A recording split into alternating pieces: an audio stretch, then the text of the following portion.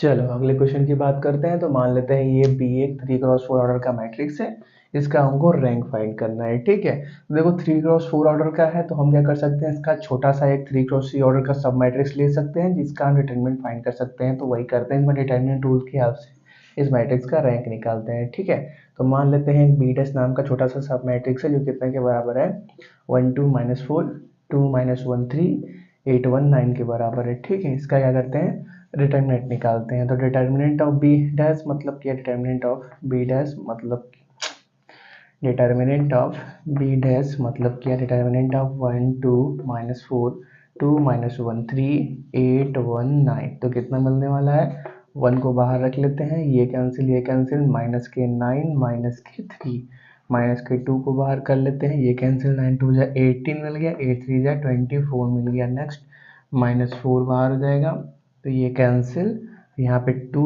और क्या प्लस का 8 होने वाला है, माइनस माइनस प्लस हो जाएगा। तो 9 3 12 माइनस के 12 हो गया, यहाँ पे -6 और 2 से मल्टीप्लाई करेंगे तो +6 हो जाने वाला है, तो 12 हो गया प्लस का 12। और यहाँ पे 8 to 10 माइनस 10 मतलब 40 हो जाने वाला है।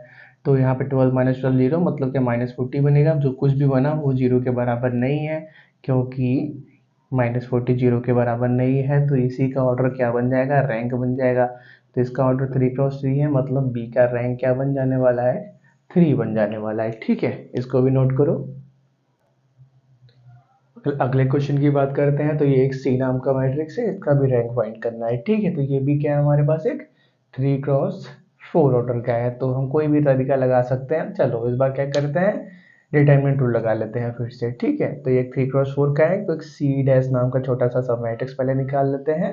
1 -1 3 1 3 -3 5 3 3 के बराबर। ठीक है, अब क्या करते हैं, इसका डिटर्मिनेंट निकालते हैं। डिटर्मिनेंट ऑफ सी डैश मतलब क्या, डिटर्मिनेंट ऑफ 1 -1 3 1 3 -3 5 3 3।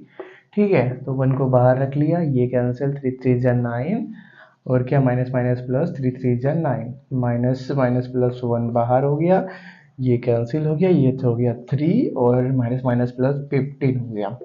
नेक्स्ट प्लस का 3 को बाहर रख लिया, ये कैंसिल हो गया, ये 3 1 जा 3 और क्या 5 3 जा 15 हो गया। ठीक है, तो यहाँ पे क्या मिल गया, 18 मिल गया, यहाँ पे क्या मिल गया, यहाँ पे भी 18 मिल गया और यहाँ पे 18 3 जा 54 मिल गया। ठीक है, अब कुछ भी है ये 0 के बराबर नहीं है, सम ही है तो सम 0 के बराबर तो होंगे नहीं रियल नंबर्स के, तो 0 के बराबर नहीं है, तो इसी का रैंक क्या बनेगा, ऑर्डर सॉरी इसी का ऑर्डर क्या बन जाएगा, रैंक बन जाएगा। मतलब सी का रैंक कितने के बराबर आ गया, 3 के बराबर आ गया। ठीक है, इसको भी नोट करो।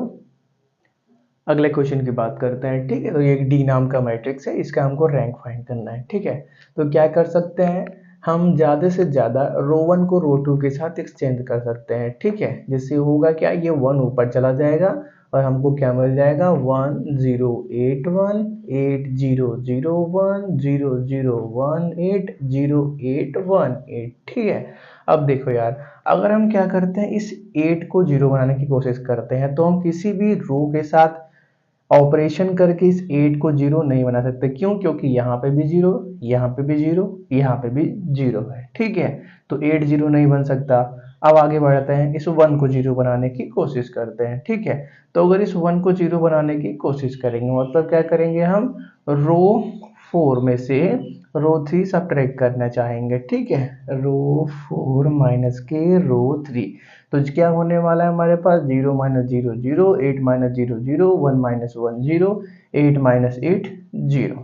ठीक है, 2 और 0 मिल गए, फायदे की बात हो गई। लेकिन यहाँ पर ये 8 क्या है, नॉन जीरो है। मतलब क्या, हमारे पास ये पूरा का पूरा जो रो है वो नॉन जीरो रो के अंदर काउंट होगा। क्यों, क्योंकि इसके अंदर जो एक एलिमेंट 8 है वो क्या है, 8 है, मतलब क्या है, नॉन जीरो है। तो रो 4 क्या है, एक नॉन जीरो रो है। अब आगे बढ़ते हैं, इस 1 को 0 बनाने की कोशिश करते हैं तो क्या कर सकते हैं, इसके साथ ऑपरेट कर सकते हैं। कहने का मतलब जो हमारे पास रो 3 है उसको रो 3 माइनस के 1/8 टाइम्स रो 1 कर सकते हैं। ठीक है, तो होगा क्या, ज़्यादा से ज़्यादा 1, यहाँ पे 1/8 1 मतलब क्या, 0 होने वाला है। यहाँ पे 8 है, अब 8 माइनस 1/8 करेंगे तो क्या मिल जाएगा 64 माइनस 63/4, तो यहाँ पे क्या मिल गया 63/4। तो देखो यहाँ पे भी 3 एलिमेंट जीरो है रो 3 के अंदर, लेकिन चौथा एलिमेंट नॉन जीरो है, तो ये भी क्या नॉन जीरो रो की कैटेगरी में आ गया। अब देखो यहाँ पे 8 है और 1 है, और यहाँ पे क्या है 0 है। अगर हम क्या करते हैं 8 को 0 बनाने की कोशिश भी करते हैं, तो उस सिचुएशन में हम क्या करेंगे रो 2 गोज टू रो 2 माइनस के 8 टाइम्स ऑफ रो 1 करेंगे। तो 8 माइनस 8 यहाँ पे तो 0 हो जाएगा, लेकिन यहाँ पे क्या हो जाएगा नॉन जीरो हो जाएगा। क्या हो जाएगा माइनस के 64 हो जाने वाला है, तो लिख लेते हैं माइनस का 64। और यहाँ पे क्या होगा 1 माइनस के -1 मतलब क्या -7 हो जाने वाला है। अब देखो अब -64 है और -7 है, इसको तो जीरो नहीं बना सकते। क्यों नहीं बना सकते, क्योंकि हम जीरो बनाने की कोशिश भी करेंगे तो इस बार ये जीरो हट जाने वाला है। यहाँ पे नॉन जीरो था, उसको जीरो बनाने की कोशिश किया तो यहाँ पे जीरो हट गया। अगर इसको जीरो बनाने की कोशिश करेंगे तो ये जीरो हट जाएगा। अब आगे बढ़ते हैं, 1 को जीरो बनाने की कोशिश नहीं कर सकते क्योंकि इसके नीचे के सभी एलिमेंट जीरो हैं, और 8 को जीरो बनाने की कोशिश नहीं कर सकते। क्यों, क्योंकि इसके साथ ऑपरेट करेंगे तो ये वाला 1 बदल जाने वाला है, इसीलिए इसको भी ऑपरेट नहीं कर सकते हम। अब क्या कर सकते हैं number of non zero row count कर सकते हैं। तो number of non zero row कितने हैं 1 2 3 4 है। तो इक्वेशन फॉर्म क्या बोलता है नंबर ऑफ नॉन जीरो रो जितने होते हैं उतने ही क्या उसका रैंक होता है। तो नंबर इसका रैंक कितना हो गया 4 के बराबर हो गया। ठीक है, चलिए इसको भी नोट कर लीजिए। अगले क्वेश्चन की बात करते हैं। तो मान लेते हैं ये एच नाम का मैट्रिक्स है, इसका हमको रैंक फाइंड करना है। ठीक है, तो ये क्या है 3x3 ऑर्डर का मैट्रिक्स है। तो क्या कर लेते हैं डिटरमिनेंट रूल लगा लेते हैं। तो डिटरमिनेंट ऑफ एच निकालते हैं। तो 3x3 ऑर्डर क्या है, तो नॉर्मल मेथड लगा लेते हैं 2 1 3 4 7 13 4 -3 -1। ठीक है, पहले रो के अलाउंग एक्सपेंड कर लेते हैं, 2 को बाहर रख लिया, ये कैंसिल, माइनस के 7 minus minus plus 39। Next minus के 1 को बाहर कर लिया, माइनस के 4 -3 क्या बोलते हैं 13 4 जा 52। ठीक है, माइनस माइनस प्लस हो गया, 3 वो बाहर रख लिया, ये कैंसिल हो गया, 4 3 जा 12 माइनस के 12 माइनस 7 4 जा 28 हो गया। ठीक है, तो क्या मिलेगा यहाँ पे हमारे पास 7 सब्ट्रैक्ट करेंगे तो कितना मिलने वाला है 32 मिल जाएगा। हाँ 32 मिल जाएगा, 32 64 हो गया यहाँ पे। और यहाँ पे क्या है माइनस की 56 प्लस का 56 हो गया यहाँ पे। और नेक्स्ट यहाँ पे कितना मिलने वाला है हमको 12 28 कितना मिल जाएगा 40 -40 मतलब माइनस के 120। ठीक है, अब यहाँ पे देखो 64 10 11 12 मतलब ये भी कितना है 120 है, और माइनस के 120 मतलब 0 के बराबर आ गया, मतलब 3x3 ऑर्डर का था। तो अब क्या करते हैं इसका रैंक निकालने के लिए पहले एच का छोटा सा सब मैट्रिक्स निकालते हैं। मान लेते हैं एच डैश नाम का एक छोटा सा सब मैट्रिक्स है जिसके अंदर एलिमेंट क्या क्या है 2 1 4 7। अब इसका रैंक निकालते हैं, मतलब इसका डिटरमिनेंट निकालते हैं। तो determinant of H dash is equal to determinant of 2 1 4 7 मतलब क्या 7 2 जा 14 4 1 जा 4 मतलब क्या 10 मिला, जो कि 0 के बराबर नहीं है। तो इसी का ऑर्डर क्या बन जाएगा, इसका रैंक बन जाएगा। तो इसका रैंक कितना मिल गया 2 के बराबर मिल गया। ठीक है, इसको नोट करो। बात करते हैं अगले क्वेश्चन की। ये आई नाम का मैट्रिक्स है, हमको इसका रैंक फाइंड करना है। ठीक है, चलिए स्टार्ट करते हैं। तो 3x3 ऑर्डर का है तो डिटर्मिनेंट रूल ही लगा लो, डिटर्मिनेंट ऑफ आई निकाल लेते हैं 4 5 6 5 6 7 7 8 9 के बराबर। ठीक है, तो 4 को बाहर रख लिया, ये कैंसिल, 9 6 जा 54 और क्या बोलते हैं 56, और माइनस के 5 को बाहर कर लिया, 5 9 जा 45 7 7 जा 49 प्लस का 6 को बाहर कर लिया, ये कैंसिल, 8 5 जा 40 7 6 जा 42। ठीक है, तो क्या मिल जाएगा यहाँ पे माइनस के 8 मिल जाने वाला है, और यहाँ पे -4 माइनस माइनस प्लस 4 हो जाने वाला है, मतलब क्या 5 4 जा 20। नेक्स्ट यहाँ पे कितना बचेगा -2 माइनस के 12 बचेगा। तो वही है -20 + 20 0 हो गया। तो इसका छोटा सा सब मैट्रिक्स बनाते हैं। मान लेते हैं आई डैश नाम का छोटा सा सब मैट्रिक्स है जिसके अंदर एलिमेंट क्या है 4 5 5 6। अब इसका डिटरमिनेंट निकालेंगे, डिटरमिनेंट ऑफ आई डैश मतलब क्या डिटरमिनेंट ऑफ 4 5 5 6 मतलब क्या 6 4 जा 24 5 5 जा 25 मतलब क्या -1 मिला, जो कि 0 के बराबर नहीं है। तो इसी का ऑर्डर क्या बन जाएगा, इसका रैंक बन जाएगा। तो इसका रैंक कितना हो गया 2 के बराबर हो गया। ठीक है, इसको नोट करो। अगले क्वेश्चन की बात करते हैं, या फिर क्या है, 2 क्रॉस 4 ऑर्डर का मैट्रिक्स है, इसका रैंक फाइंड करना है। ठीक है, तो 2 क्रॉस 4 ऑर्डर का है तो क्या करते हैं, डिटरमिनेंट रूल लगा लेते हैं। ठीक है, तो इसका छोटा सा पहले एक सब मैट्रिक्स बना लेते हैं, या फिर डैश नाम का, जिसके अंदर एलिमेंट क्या क्या है, 1 -3 9 1। ठीक है, अब इसका डिटरमिनेंट फाइंड कर लेते हैं। डिटरमिनेंट ऑफ एफ डैश मतलब डिटरमिनेंट ऑफ 1 -3 9 1, तो सॉल्व करेंगे। 1 1 जा 1, माइनस माइनस प्लस 9 3 जा 27। ठीक है, मतलब क्या आ गया, 28 आ गया, जो 0 के बराबर नहीं है, तो इसी का ऑर्डर क्या बन जाएगा, रैंक बन जाएगा। तो एफ का रैंक कितना बन गया, 2 के बराबर बन गया। ठीक है, चलिए इसको नोट करो। अब एक अगले क्वेश्चन की बात करते हैं, जिसके अंदर क्या कर लेते हैं, एलिमेंट प्रोपोर्शनल मान लेते हैं। ठीक है, चलो एफ हो गया, वेट अ सेकेंड, हाँ ठीक है, एक जी नाम का मैट्रिक्स मान लेते हैं, जिसके अंदर एलिमेंट क्या क्या है, 1 1 1 2 2 2 3 3 3। ठीक है, इसका हमको रैंक फाइंड करना है। ये एक 3 क्रॉस 3 ऑर्डर का मैट्रिक्स है। तो आप भी जानते हो, अगर हम क्या करते हैं, 3 क्रॉस 3 ऑर्डर के मैट्रिक्स का डिटरमिनेंट निकाल रहे हैं, तो वो कितना आएगा, 0 होगा। क्यों, क्योंकि यहाँ पे सभी रो या कॉलम एक दूसरे के प्रोपोर्शनल है। निकाल के भी देख सकते हो, 1 को बाहर रखोगे, ये कैंसिल, 3 2 जा 6, 3 2 जा 6, 0 हो गया। प्लस सॉरी -1 को बाहर रखेंगे, 3 2 जा 6 6, 0 हो गया। नेक्स्ट 1 को बाहर रखेंगे, 3 2 जा 6 6, 0 हो गया, मतलब 0 ही मिलने वाला है। तो हम क्या करते हैं, इसका एक छोटा सा सब मैट्रिक्स निकालते हैं, जिसका ऑर्डर क्या हो, 2 हो। ठीक है, तो मान लेते हैं जी डैश नाम का छोटा सा सब मैट्रिक्स है, जिसके अंदर एलिमेंट क्या क्या है, 1 1 2 2 है। तो यहाँ पे भी देखो एलिमेंट क्या है, प्रोपोर्शनल है, तो क्या होगा, यहाँ पे भी डिटरमिनेंट का वैल्यू 0 ही होने वाला है। तो क्या करते हैं, कोई और एक छोटा सा सब मैट्रिक्स बनाते हैं, जो कि 2 क्रॉस 2 ही ऑर्डर का हो, लेकिन उसके अंदर एलिमेंट कुछ दूसरे हो। तो जी डबल डैश नाम का मैट्रिक्स मान लेते हैं, जिसके अंदर एलिमेंट क्या क्या है, 1 1 3 3 है। ठीक है, तो यहाँ पे भी एलिमेंट प्रोपोर्शनल है, यहाँ पे भी डिटरमिनेंट का वैल्यू 0 आने वाला है। कहने का मतलब determinant of G double dash भी 0 के बराबर होगा। और जितने भी 2 क्रॉस 2 ऑर्डर के सब मैट्रिक्स पॉसिबल हैं, सभी का डिटरमिनेंट 0 के बराबर होगा। आप निकाल कर चेक भी कर सकते हो। ठीक है, तो हम क्या करेंगे, अब और छोटा सा सब मैट्रिक्स बनाएंगे, क्योंकि हमने 3 क्रॉस 3 पे चेक कर लिया, 2 क्रॉस 2 पे चेक कर लिया। तो अब क्या करेंगे, एक मान लेते हैं G3 नाम का सब मैट्रिक्स है, जिसके अंदर एक ही एलिमेंट है 1 क्रॉस 1 ऑर्डर का। अब इसका डिटरमिनेंट तो 0 के बराबर नहीं हो सकता, क्योंकि determinant of G3 is equal to 1 which is not equal to 0। Hence ये ऑर्डर क्या बन जाएगा, रैंक बन जाएगा। जी का रैंक क्या बन गया, 1 के बराबर बन गया। ठीक है, इसको नोट करो। अगले क्वेश्चन की बात करते हैं, तो ये एक ए नाम का मैट्रिक्स है, हमको इसको नॉर्मल फॉर्म के अंदर रिड्यूस करना है, फिर उसका रैंक फाइंड करना है। तो नॉर्मल फॉर्म जानते ही हो, यहाँ पे पहले एलिमेंट को 1 बनाएंगे, इधर 0 नीचे 0, इसको 1 बनाएंगे, इधर 0 इधर 0, फिर क्या, इसको 1 बनाने की कोशिश करेंगे, और क्या, उधर 0 नीचे 0 बनाने की कोशिश करेंगे। ठीक है, चलिए स्टार्ट करते हैं। तो ये क्या है, 3 क्रॉस 4 ऑर्डर का मैट्रिक्स है। तो पहले क्या करते हैं, पहला ऑपरेशन, कॉलम 1 को कॉलम 2 से एक्सचेंज कर देते हैं। ठीक है, इससे होगा क्या, हमारे पास 1 यहाँ पे आ जाने वाला है, 0 1, और क्या, ये वाला इधर चला जाएगा, 0 4 2 2 2 3 -2 6 1।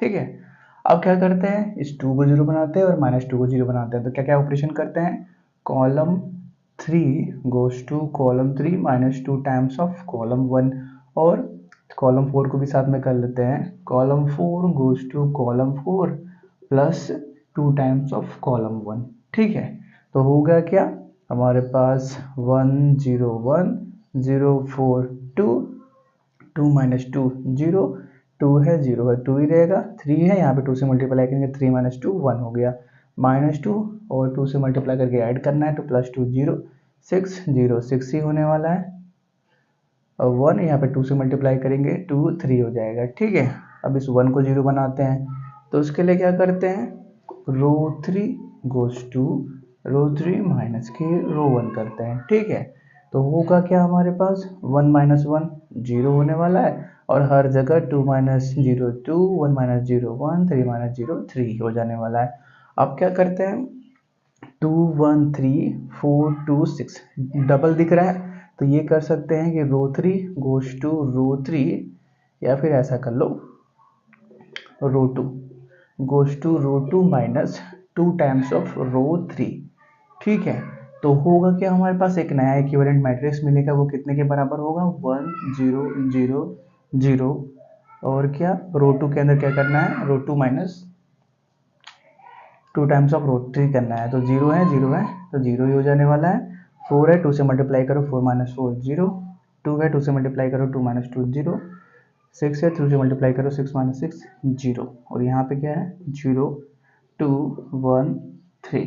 ठीक है, तो अब क्या कर सकते हैं, रो 2 को एक्सचेंज कर सकते हैं रो 3 के साथ, जिससे होगा क्या 2 1 3 ऊपर चला जाएगा और नीचे सभी 0 हो जाने वाला है।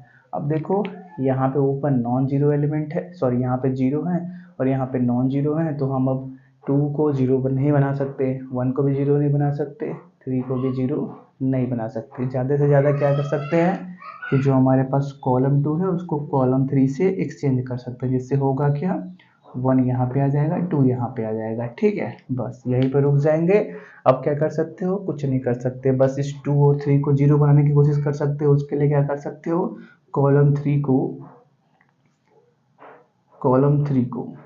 करें, चलो कर ही लेते हैं। ऊपर 0 हो जाएगा, column 3 goes to column 3 minus 2 times of column 2, और कॉलम 4 को भी 0 बना दो, column 4 goes to column 4 minus 3 times of column 2। ठीक है, तो होगा क्या हमारे पास, यहाँ पे 2 है, यहाँ पे 2 से मल्टीप्लाई करेंगे 2 माइनस 2 0 होने वाला है, 3 है 3 माइनस 3 0 होने वाला है, बाकी 0 तो थे ही। तो देखो यार हर जगह 0 हो गया, बस डायगोनल पे हमको क्या दिख रहा है 1 दिख रहा है, क्योंकि ये 3 क्रॉस 4 का है तो डायगोनल तो नहीं बोल सकते, लेकिन ये बोल सकते हैं कि 1 के इधर 0 नीचे 0, फिर 1 के इधर 0 नीचे 0 है, मतलब अब क्या करेंगे नंबर ऑफ नॉन जीरो रो देखेंगे, तो number of non zero row कितने हैं 2 है, तो इसका रैंक कितना होने वाला है, मतलब क्या 2 के बराबर हो जाएगा। ठीक है, तो रैंक कितना मिल गया 2 के बराबर। चलो इसको नोट करो। एक और क्वेश्चन है वो भी नॉर्मल फॉर्म का, उसके बाद कर लेते हैं। हाँ, एक और बात नोट करो, हमने बोला था कि नंबर ऑफ नॉन जीरो रो, लेकिन यहाँ पे नॉर्मल फॉर्म है तो नंबर ऑफ नॉन जीरो रो नहीं, इसको आप ऐसे इक्विवेलेंट लिख सकते हो कि ये I2 0 0 0 के बराबर है। I2 मतलब unit matrix of order 2 1 0 0 1 unit matrix है।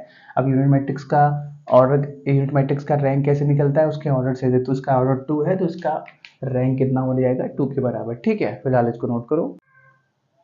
चलिए अगला क्वेश्चन देखते हैं। ये भी क्या है, ए नाम का मैट्रिक्स है, ऑर्डर कितना है 3 क्रॉस 4, इसको नॉर्मल फॉर्म के अंदर रिड्यूस करना है, फिर उसका रैंक फाइंड करना है। तो पहले क्या करते हैं, जो रो 3 है उसके अंदर क्या करते हैं रो 2 को ऐड कर देते हैं, जिससे होगा क्या एक नया इक्विवेलेंट मैट्रिक्स मिलेगा 9 7 3 6 5 माइनस 1 4 1 6 5 11 7 4 2 6 1 5। ठीक है, अब क्या करते हैं, जो हमारे पास रो 1 है उसके लिए रो 1 माइनस के क्या करते हैं रो 3 करते हैं। ठीक है, तो क्या होने वाला है हमारे पास 9 माइनस 11 माइनस के 2 बनेगा, 7 माइनस 7 0, 3 माइनस 6 माइनस के 3 बनेगा, और 6 माइनस 5 के 1 बनेगा। ठीक है, अब क्या यहाँ पे क्या है 5 माइनस 1 4 1 11 7 6 5।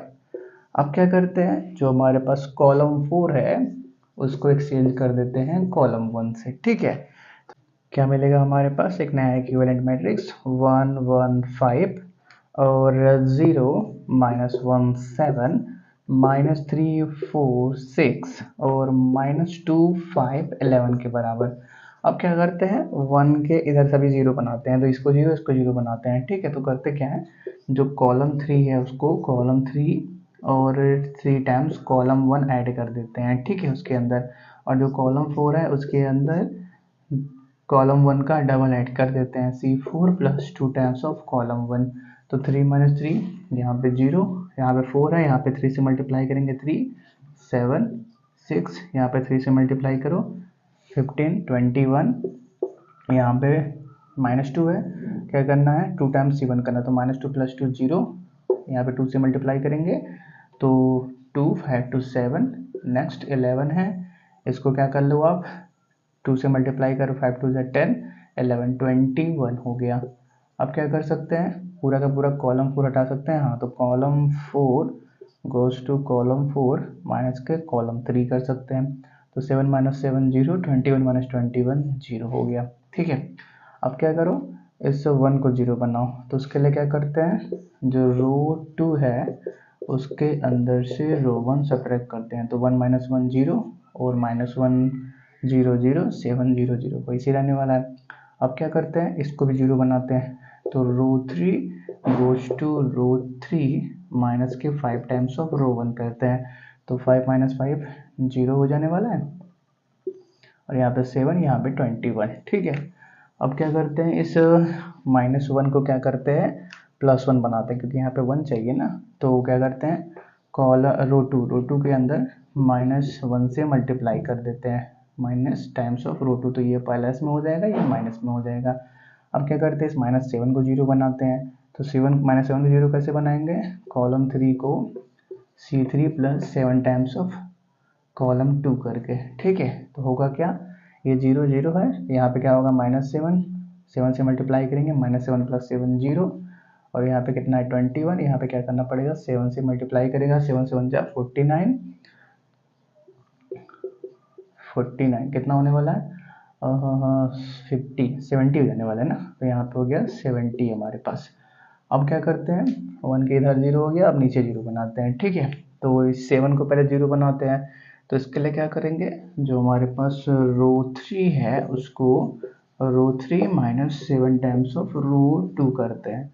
ठीक है, तो यहाँ पे 0 है, कोई फर्क नहीं पड़ेगा, 7 - 7 0, यहाँ पे 70 है, कोई फर्क नहीं पड़ने वाला है, तो क्या करते हैं, अब रो 3 के अंदर 1/70 से मल्टीप्लाई करते हैं, तो 0 0 फर्क नहीं पड़ेगा, यहाँ पे क्या होने वाला है, 1 होने वाला है, यहाँ पे 0 तो है ही। ठीक है, तो देखो अब क्या दिख रहा है, ये इक्विवेलेंट टू I3 0 0 0, ये देखो यूनिट मैट्रिक्स दिख रहा है 3 ऑर्डर का, तो इसको क्या लिख लिया, I3, और हर जगह 0 0 0, तो ये क्या है, यूनिट मैट्रिक्स ऑफ ऑर्डर 3 है, तो इसका रैंक कितना हो जाएगा, 3 के बराबर हो जाएगा। ठीक है, चलो इसको नोट करो।